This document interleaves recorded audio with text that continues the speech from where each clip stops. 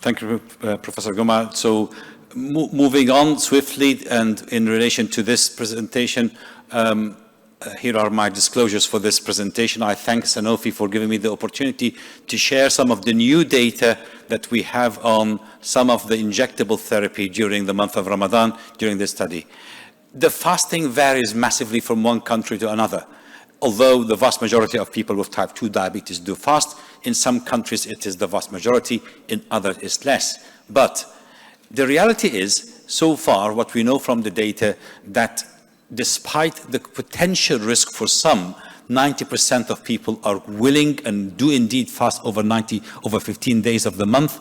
And indeed, the rates of severe hypos are pretty rare, as we saw from CREED study and from other studies that we saw in the region as well. Whether it's confirmed hypo or severe hypo are indeed pretty rare.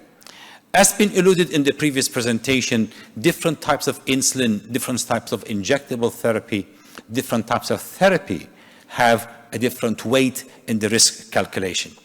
And we know this data, and we've seen reconfirmation of this data again, that when you have insulin is different than sulfonylurea, is different than when you have both, where you can see clearly from the data of the Taormina trial as well as from the CREED trial. Giving a full optimum control or optimum service to our patients, as we did in our studies that include for my colleagues from Dubai Hospital. We provided education, we provided flash glucose monitoring, we provided best insulins and best injectable therapy, and of course, patient education. And with that, in the study that we see here, there's a big difference between a person on basal insulin versus a person on intensive insulin. Duration of hypoglycemia as per the freestyle Libro was almost double, and also the hypos that are serious below 50 milligrams per DL were triple in the people on intensive therapy, which meant basal bolus or mixed insulin, although in our center almost all of them were on basal bolus rather than mixed insulins. So clearly it does make a difference between having one type of insulin versus the other. The advice, as you've heard in the previous presentations, is clear. We need to try to know what time we give the insulin injection and whether we reduce the dose or not, and by how much. And obviously, for those who are taking the two injections a day, the morning injection need to be significantly reduced by up to 50%. But does it matter whether we have a different type of basal insulin or not? In the previous session, we had that question on whether different types of basal insulins are different or not. And in this particular trial, which we published not long ago, we looked into Glargine 300, a group of people who were fasting the month of Ramadan, and we looked into the classic pattern of pre, during, and post-Ramadan. And we wanted to look into hypoglycemia, confirmed hypoglycemia here, with episodes of one or more, whether they are symptomatic or not. And this was a study with almost 500 persons, some of them from Canada, but the vast majority are from Middle East or from Asia, as well as the Gulf region. Turkey as well were included, classic duration of 9 years, even a split between men and women. Average age was in the mid-50s, and interestingly, obviously, even though all of them are basal insulin, as per the previous recommendations, basal insulin was part of the moderate to low. So the vast majority are considered as the risk calculation to be moderate to low. But importantly, nearly 50% are on sulfonylurea as well. So this is similar to what we just heard about, but the only difference here is the type of long-acting insulin is the ultra-long-acting insulin Glargine. But 50% of them, nearly 50% of them, are on sulfonylurea as well. How many were able to fast? Well, 85% were able to fast the entire month, and another 11% nearly fasted over 25 days. So the vast majority of the patients are able to fast the whole of Ramadan, with the odd day here and there where they broke the fast. The dose in the study is quite interesting because we all talk about dose adjustment. This is an observational trial. And as you can see, we are not doing that enough. Possibly there is a rationale to try to think and apply this, because as you can see here, the mean dose per unit per kilogram was only marginally reduced during the month of Ramadan as compared to the pre-Ramadan data. Having said that, it is really quite important to see that hypoglycemia, as specified blood glucose below 70 milligrams or 3.9, did only increase from 2.2% to 2.6% during the study. And there was no severe hypoglycemia as marked, or rather a clinically significant hypoglycemia of less than 54 milligrams or 3 millimoles per liter. So that's quite reassuring, and maybe is hinting that the choice of the insulin is an important factor to consider.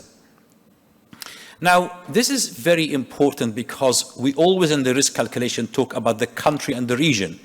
And in this particular trial of 500 persons, 25 of persons were from Canada, and 6 of them had the episodes of hypoglycemia, versus 475 from the other regions and only 7. So the hypoglycemia is possibly regional, whether this is the duration of the fast, whether this is in the intensity of physical activity.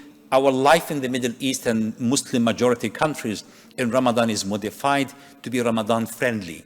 But obviously that is not the case in Western societies. So that is something to consider. Maybe it's the baseline HbA1c, we don't really know. But what we know is that this lower rates of hypoglycemia occurred in an observational trial, while because of the effect of fasting, glycemic control of HbA1c, of fasting plasma glucose, or fasting SMPG improved during the duration of the trial. So of course, as we've heard in the previous presentations, hyperglycemia is a problem. And in Ramadan, we suddenly move from fasting to thinking of eating and feasting for the whole month of Ramadan. So very frequently, we need to think of more options on top of a basal insulin to give to people, as well as, of course, the therapy. And the Dar Safa application that we have is designed for people with diabetes. It comes in Arabic, English, Urdu, French, as well as Turkish. So it's really quite helpful for so many people. And as you can see, it includes lots and lots of information. This is important because hyperglycemia is a serious matter that we need to tackle. Part of tackling hyperglycemia is the choice of therapy. Frequently, when we have our people with diabetes with hyperglycemia, we add a GLP-1 on top of the basal insulin. And in this particular trial, the SOIRAM trial, which was also published not long ago, with the names of the co-authors here mentioned, we looked into the fixed ratio combination of a single injection having glargine 100 as well as lixigzenatide in people who wanted to fast Ramadan, and we did the same pattern of studies of Ramadan pre, during, and post. And again, the studies were done from Middle East, Gulf, as well as Asia, and the classic pattern was the vast majority of people were able to fast. 97% fasted over 25 days. Now, they are on 2 different drugs, the GLP-1 and basal insulin on top of oral therapy. And many of them were on metformin, many of them were on lots of other oral therapies as well. Incidence of hypoglycemia were pretty low. HbA1c reduced by 0.8%. The rates of people who went into HbA1c of less than 7 increased during Ramadan. Fasting plasma glucose reduced, weight reduced, and hypoglycemia were experienced by the minority. 4.7% experienced hypoglycemia, which is rather reassuring. This is important because the current guidelines specify to us that the combination of insulin and GLP-1 is considered among the very high efficacious drugs. And obviously, with the predominance of hyperglycemia among our people with diabetes, choosing the right therapy to tackle and to get people into the right glycemic control. But also the guidelines are saying to us, SGLT2 inhibitors are important. They are important for safety, for cardiac, for renal, and as an added tool. So how did the people on SGLT2 inhibitors in our study do? When we looked into the data, we found that 40% of the Soliram trial are already on SGLT2 inhibitors. Again, I remind you, the injection here is 2 different molecules, as well as whatever else of metformin or other type of therapy. So we looked into this sub-analysis of comparing those of the Soliram trial with SGLT2 versus those who are not with. And again, there is no major difference. SGLT2 inhibitors group were marginally with a younger age, no difference in gender. Their weight was slightly higher. Maybe that's why they required the addition of SGLT2 inhibitor with a higher BMI. Duration of diabetes was slightly lower. HbA1c was identical, and fasting plasma glucose was identical. The presence of complications among both were pretty comparable. There was more neuropathy in the SGLT2 non-users versus the users, but as well as other complications. Interestingly, you would expect that the cardiac problems would be higher in the SGLT2 users, but that was not really the case, except for the heart failure, but not for coronary heart disease or myocardial infarction. It was either equal or reduced. So here is the pattern of treatment. And as you can see here, 100% of course are on SGLT2 versus the other group. Metformin is much higher in the SGLT2 users. Sulfonylurea was also there. So this is a group of people on not just quadruple, or even 5 different types of drugs.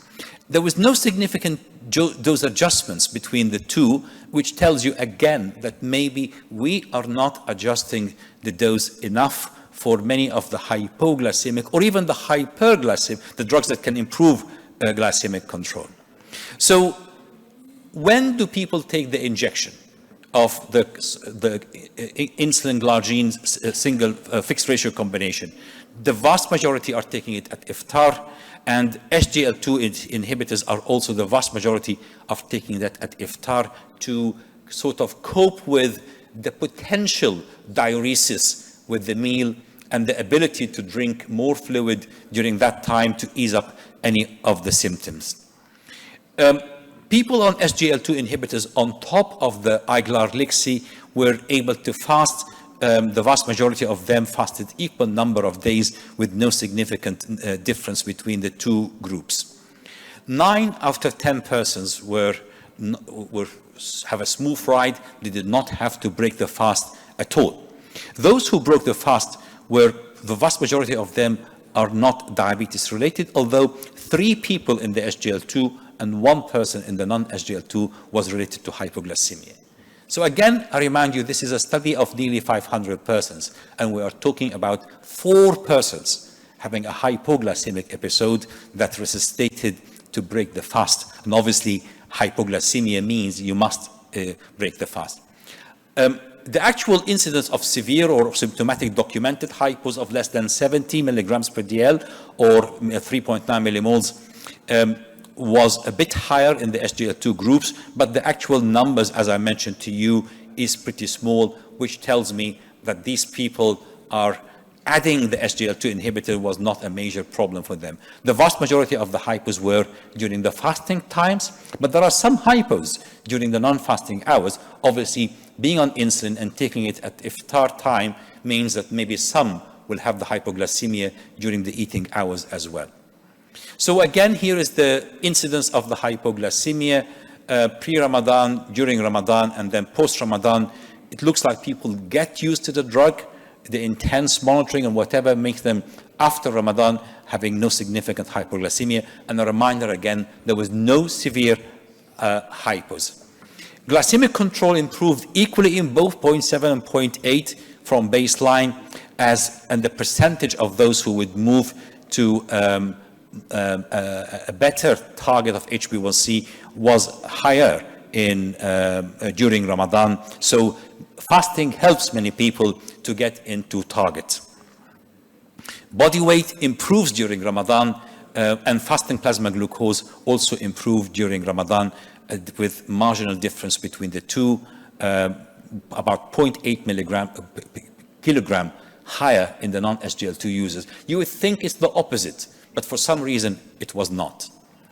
Adverse events, of course, when you have more drugs, and SGLT2 inhibitors, we know their side effect profile would mean potentially more adverse events. It was mostly gastritis, headache, arthralgia, but there was no serious adverse events. So the reflection on the information is, we know that we have presented the data of the SOLIRAM trial before. Now this is the data sub-analysis of those on SGLT2 inhibitors.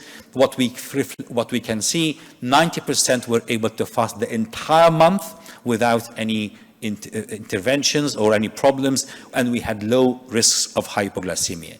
Glycemic control and weight improved in the study in general, and it also whether they were on SGLT2 or not. And nearly 90% injected had the injection at iftar time. So in conclusion, ladies and gentlemen, most participants taking the Aguilar-Lixi fixed ratio combination along with SGLT2 inhibitors were, despite being on multiple therapy, were able to fast without breaking the fast, had low risk of hypos, and we saw improvement in glycemic control and body weight. Additionally, once daily Aguilar-Lixi provided convenience as well as flexibility as the prescribe and use. And with this, I thank you and look forward to any questions you have on this information. Thank you all.